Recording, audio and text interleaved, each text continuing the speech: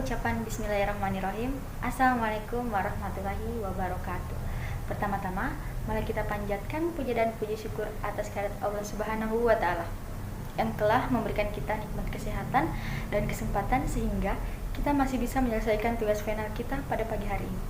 Salawat serta salam tak henti-hentinya kita sampaikan dan kita curahkan kepada Nabi besar kita Muhammad SAW yang telah membawa kita dari alam kegelapan menuju alam yang terang benderang seperti yang kita rasakan saat ini.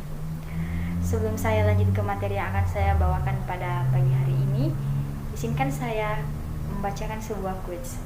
Jangan takut jatuh dan terlentur, karena dengan terbentur, kamu akan terbentuk.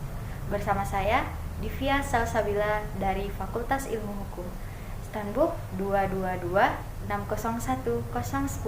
bersama dosen pembimbing Dr. Andi Sufadli SSMC. Dan materi yang akan saya bawakan pada pagi hari ini yaitu Pancasila sebagai dasar negara. Langsung saja kita ke materi selanjutnya. Teman-teman, sebelum kita masuk ke materi saya pada pagi hari ini, sebelum kita masuk terlalu dalam ke materi saya yaitu Pancasila sebagai dasar negara, ada baiknya kita mengupas satu-satu apa sih itu Pancasila, apa sih itu dasar, apa sih itu negara. Jadi di sini saya akan menjelaskan apa itu Pancasila. Pancasila adalah falsafah negara kita atau pedoman kita dalam berpikir untuk hidup berkelanjutan. Sedangkan dasar adalah awalan atau fondasi. Sedangkan negara adalah suatu tempat atau wilayah yang dihuni oleh penduduk dan mempunyai pemerintah yang berdaulat, seperti dalam pasal 18 ayat 1 Undang-Undang tahun 1945 yang berbunyi, setiap negara kesatuan Republik Indonesia terdiri atas provinsi, dan setiap provinsi dan kota terdiri atas kabupaten, dan setiap provinsi dan kabupaten dan kota mempunyai pemerintah yang berdaulat yang diatur oleh Undang-Undang Dasar. Nah, selain itu, di sini juga saya akan menjelaskan apa sih hubungan Pancasila dengan undang-undang. Di dalam undang-undang alinea keempat, di situ sudah terpampang jelas kalau Pancasila itu memang satu jiwa dengan undang-undang atau merupakan satu kesatuan yang tidak dapat dipisahkan. Baik, saya akan melanjutkan materi saya tentang kedudukan Pancasila sebagai dasar negara. Mengapa Pancasila mempunyai kedudukan yang tinggi daripada undang-undang dan lain sebagainya? Karena Pancasila itu merupakan falsafah atau pedoman hidup bagi kita semua, merupakan petunjuk bagi kita semua. Apalah dayanya kita jika tidak ada Pancasila, apalah dayanya Indonesia jika tidak ada Pancasila. Jadi Pancasila itu adalah ideologi kita, adalah petunjuk bagi kita untuk melakukan sesuatu, seperti dalam yang terkandung dalam sila pertama, yaitu ketuhanan yang Maha Esa. Jadi makna dari sila pertama yaitu kita tidak boleh membeda-bedakan agama masing-masing. Kita harus saling menghargai, saling menghormati.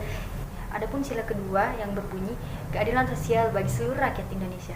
Jadi dari Sabang sampai Merauke, dari banyaknya suku, ras, budaya, dan agama, tidak ada yang dibeda-bedakan. Dengan adanya Pancasila, kita semua bersatu untuk Indonesia, untuk memajukan dan mensejahterakan negara kita. Tidak ada yang dibeda-bedakan, apalagi di mata hukum. Terlebih ada asas yang berbunyi equality before of the law, semua orang sama di mata hukum. Adapun yang terkandung dalam sila ketiga yaitu persatuan Indonesia. Jadi dari banyaknya suku, ras, dan budaya Indonesia, dari Sabang sampai Merauke, kita disatukan oleh Pancasila, persatuan Indonesia. Kita disatukan untuk membentuk satu bangsa yang makmur, beradab, dan sejahtera. Selanjutnya, saya akan membahas sila keempat, yaitu kerakyatan yang dipimpin oleh hikmat, kebijaksanaan dalam permusyawaratan perwakilan. Jadi, kita dibimbing, kita dibina untuk selalu melakukan musyawarah. Mengapa kita selalu melakukan musyawarah? Agar terbentuk satu kesatuan, agar kita bisa menghargai pendapat orang lain, agar kita saling membantu, saling menolong, saling gotong royong. Selanjutnya yaitu sila kelima, keadilan sosial bagi seluruh rakyat Indonesia, seperti yang telah saya paparkan tadi pada sila kedua. Selanjutnya saya akan menyangkut pautkan atau menghubungkan mahasiswa dengan Pancasila. Jadi mahasiswa itu memiliki fungsi untuk membawa perubahan di masyarakat. Selain itu, kita juga bisa membantu dan menopang masyarakat ke jalan yang lebih baik dari ilmu yang kita dapat dari perguruan tinggi. Jadi, kita sebagai mahasiswa tidak boleh berele-elean, kita tidak boleh melanggar hukum, terlebih lagi mahasiswa hukum. Baiklah, di sini saya juga akan menjelaskan fungsi mahasiswa yang berkaitan dengan Pancasila, yaitu agent of change, yaitu mahasiswa yang dapat melakukan perubahan secara langsung ke masyarakat, yang bisa mengimplementasikan fungsinya sebagai mahasiswa di kalangan masyarakat, membawa perubahan, membantu masyarakat, membantu dalam hal gotong royong, kerjasama, kerja bakti, untuk mencapai rakyat yang makmur dan sejahtera. Selanjutnya yaitu moral of force, yaitu mahasiswa yang memiliki moral yang baik, perilaku yang baik, dan semua itu dapat dicerminkan ke masyarakat.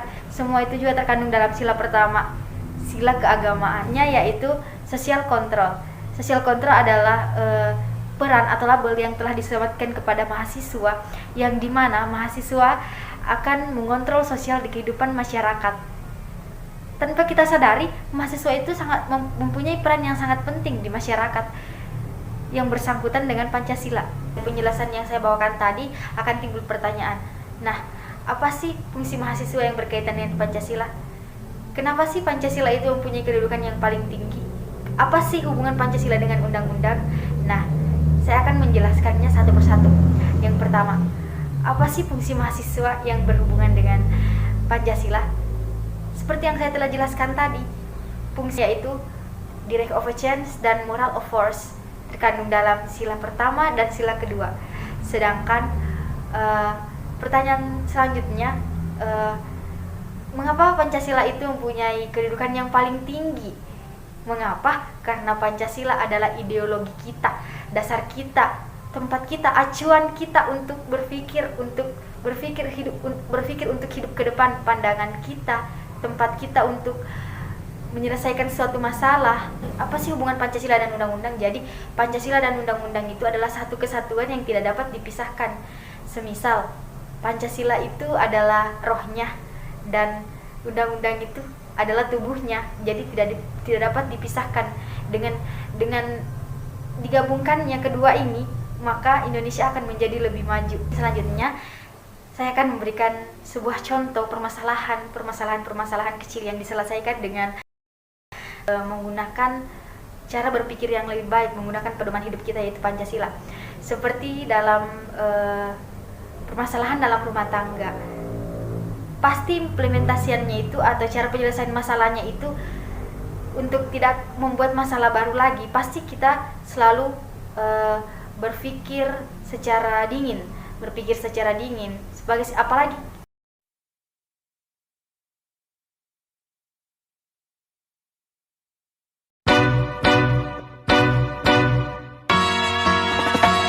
singing low while I pop a bottle off of your chain swinging, clang clang, and it costs a lot. Bitch, I'm always at the guala, yeah, and you are not badass beat. Keep on going till you hit the spot. Whoa, I'm a big bag hunter with the bow. She got a big bed, number drop it low. Mama called me and she.